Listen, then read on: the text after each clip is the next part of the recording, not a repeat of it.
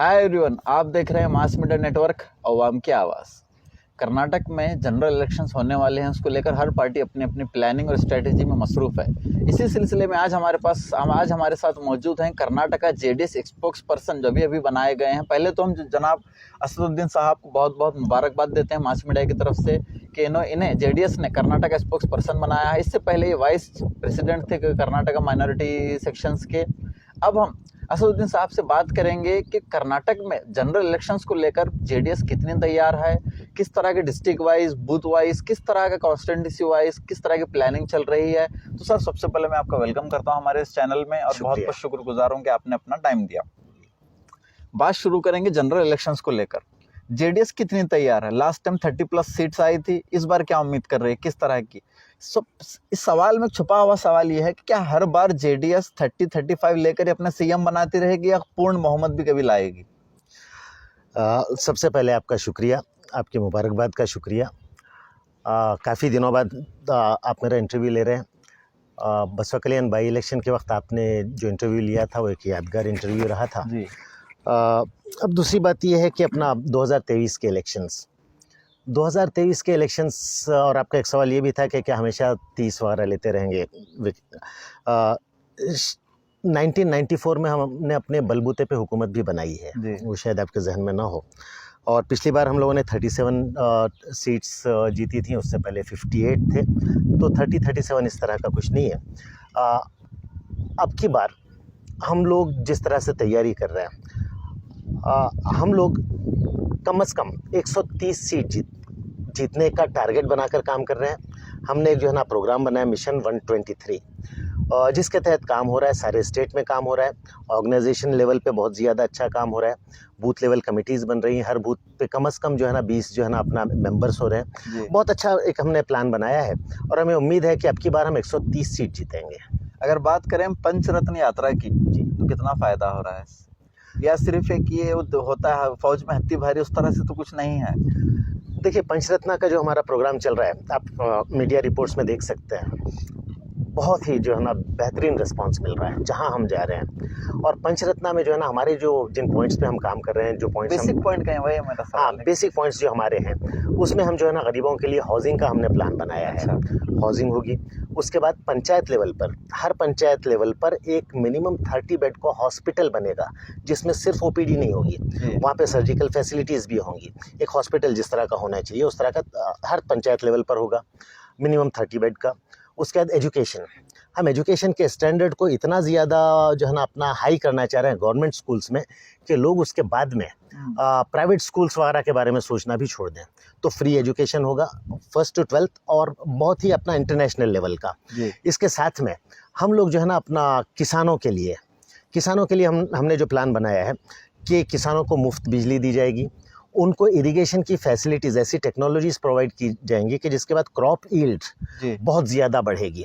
तो हमारे ये 5 नुकाती प्रोग्राम है। अच्छा, इसके साथ में अपना एम्प्लॉयमेंट के अपॉर्चुनिटीज़ हम क्रिएट करेंगे, गवर्नमेंट सेक्टर में भी और प्राइवेट सेक्टर में भी। तो ये हमारा विजन है, इसका बहुत अच्छा रिस्पांस मिल रहा है। आप कह रहे हैं कि रिस्पांस आ रहा है? जी हाँ। ये तो होगी पंचरत्न यात्रा की बात। अगर बात करें सीएम इब्राहिम की, जी, उन्होंने जेडीएस ज्वाइन की, जेडीएस ने अपना प्रेसिडेंट घोषित कर दिया। जी, माइनॉरिटीज़ की तरफ से हैं वो, आप भी माइनॉरिटीज़ को रिप्रेजेंट करते हैं, कई सालों से आप जेडीएस में काम कर रहे हैं, माइनॉरिटीज़ को रिप्रेजेंट कर रहे हैं, लीड कर रहे हैं माइनॉरिटीज़ को। अब वहाँ पे सीएम इब्राहिम साहब आ रहे हैं, क्या लगता है आपको, फ़ायदेमंद है या सिर्फ स्ट्रेटेजी है जेडीएस की कि मुसलमान को सदर बना देंगे तो मुस्लिम वोट मिल जाएगा? क्या वोट बैंक की राजनीति है? देखिए, जेडीएस ने कभी भी वोट बैंक की राजनीति मुस्लिम्स के कॉन्टेक्स्ट में नहीं की है। इससे पहले हमने मेराजुद्दीन पटेल को भी एक मुस्लिम को सदर बनाया है। हाँ, सदर बनाया था पार्टी का, स्टेट प्रेसिडेंट। और इससे पहले सीएम इब्राहिम साहब को स्टेट प्रेसिडेंट बनाया, दूसरी दफ़ा बनाया है। हम टोकनिज़म में विश्वास नहीं रखते, हम प्रैक्टिकली तमाम कम्युनिटीज़ का जो है ना डेवलपमेंट, उनका ग्रोथ और उनको सोशल एम्पावरमेंट के लिए काम करते हैं, जिसमें मुस्लिम्स भी शामिल हैं।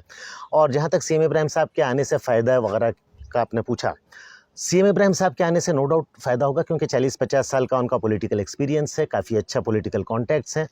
और मुसलमानों में मैसेजिंग के मकसद से वो नहीं है, क्योंकि मेरा ये मानना है कि देवेगौड़ा और कुमारस्वामी, इन दोनों पर हमारी कम्युनिटी बहुत ज़्यादा विश्वास करती है,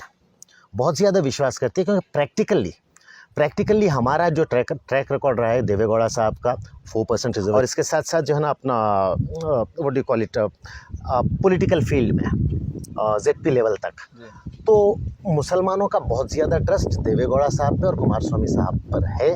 एक एडेड एडवांटेज सीएम इब्राहिम साहब के होने से आने से मुझे। आपने कहा कि कुमार स्वामी और देवेगौड़ा साहब का मुसलमान बड़े मेहरबान हैं, वो मुसलमानों पर मेहरबान, उनके लिए बहुत काम किया। जी तो इसी कॉन्टेक्स्ट में बात करेंगे हमनाबाद। जी अगर वो मुसलमानों पर इतने मेहरबान हैं, अगर उन्होंने मुसलमानों के लिए इतना काम किया है, तो हमनाबाद में इस बार अंदाज़ा लगाया जा रहा था कि किसी मुस्लिम लोकल कैंडिडेट को टिकट दिया जाएगा। जी मगर वहाँ पर रूमर्स ये आ रहे हैं कि सीएम इब्राहिम साहब के जो साहबजादे हैं फैज़ साहब, वो इलेक्शन कॉन्टेस्ट करेंगे। तो एक हेलीकॉप्टर से किसी शख्स को उतारकर किसी कॉन्स्टिट्यूंसी में इलेक्शन लड़ाना कहाँ तक सही है? लोकल के लोगों को मौका क्यों नहीं दिया जा रहा? अगर सीएम इब्राहिम साहब के बेटे को टिकट मिलता है तो देखिए, ये अफवाहें हैं कि सीएम इब्राहिम साहब के बेटे को टिकट दिया जा रहा है, अफवाहें हैं। अगर ये तय होता, फौरी लिस्ट में नाम आ जाता, वैसे नहीं है। और हमारी पार्टी, अब देखिए जैसे आप जो लोकल कैंडिडेट्स की बात कर रहे हैं, हमें पता है प्रोटेस्ट हो रहा है वहाँ पर। वो लोग कह रहे हैं कि हम 9 लोग लोकल कैंडिडेट हैं, हम में से किसी को टिकट दीजिए। जी आप एक लोकल सिटीजन का टिकट काट रहे हैं, अगर जस्ट इन केस सीएम फैज़ साहब को आप टिकट देते हैं तो। देखिए, फिर मैं वही बात रिपीट करना चाहूँगा, स्ट्रेस करना चाहूँगा कि सीएम फैज़ को टिकट दिया जाना तय हो चुका है। ये रूमर्स हैं, ये जस्ट रूमर्स हैं। और हमारी पार्टी वर्कर्स की अहमियत को जानती है। जी हमें पता है कि कोई बंदा 28 साल से अपना खून पसीना देकर वहाँ पार्टी को जिंदा रखा है, कोई 15 साल से रखा है, कोई 10 साल से। अब वो लोकल वर्कर्स हैं, उनके अपने एस्पिरेंट्स हैं, उनके एस्पिरेंट्स को भी ध्यान में रखा जाएगा, उनके एस्पिरेंट्स को भी ध्यान में रखा जाएगा। और ये पैराशूट वगैरह के ज़रिए अगर किसी कैंडिडेट को लाया जा रहा है, जो बताया जा रहा है, ये सारी चीज़ें अभी जो है ना एक पॉसिबिलिटीज़ के रेलम में है, सच्चाई इनमें नहीं है। टिकट किसी को भी मिल सकता है। और हम लोग, और ख़ासतौर पर सीएम इब्राहिम साहब का मैं आपको बता दूँ, उनका डेमोक्रेटिक वैल्यूज़ में बहुत ज़्यादा विश्वास है। जी जब वो अब की दफ़ा उन्होंने जो कांग्रेस छोड़ी, वहाँ पे डेमोक्रेसी का मर्डर हो रहा था। काउंसिल में लीडर ऑफ काउंसिल कांग्रेस का जो है ना अपना जो लीडर बनेगा, जो लीड करेगा, उसके लिए तकरीबन खुद सीएम इब्राहिम साहब ने बताया कि 19 एमएल सीजन के साथ थे। जी उसके बावजूद इन्होंने जो है ना इनको वो जिम्मेदारी नहीं दी मुसलमान होने के नाते। तो डेमोक्रेसी का कत्ल होने पे क्या नतीजे होते हैं सीएम इब्राहिम साहब को अच्छे से पता है। तो यहाँ पे वो डेमोक्रेसी का कत्ल होने नहीं देंगे, मुझे पूरा विश्वास है। सभी को कॉन्फिडेंस में लेकर जो है ना काम किया जाएगा। अल्टीमेटली टिकट तो एक ही को मिलना है और यहाँ पर किसी के साथ नाइंसाफ़ी नहीं होगी। विनेबिलिटी मेन क्राइटेरिया होगा, क्योंकि हमारा मिशन 123 बहुत इंपॉर्टेंट है। तो यहाँ पर जो है ना ये इनको ये टिकट दिया जा रहा है कि बातें गलत हैं। वो भी पॉसिबिलिटीज़ एक्सप्लोर कर रहे हैं, वो भी बनना चाहते हैं। लोकल लीडर्स भी हैं। जो बेस्ट पॉसिबल विनेबल कैंडिडेट होगा उसको टिकट दिया जाएगा। आखिरी सवाल इस इंटरव्यू को मैं ये पूछूंगा कि 2023 के जनरल इलेक्शन में जेडीएस अपने आप को कहाँ देख रही है?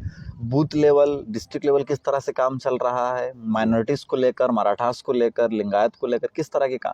कास्ट वाइज देखें, हम एबिलिटी वाइज देखें, माइनॉरिटी वाइज देखें, किस तरह का काम हो रहा है जेडीएस?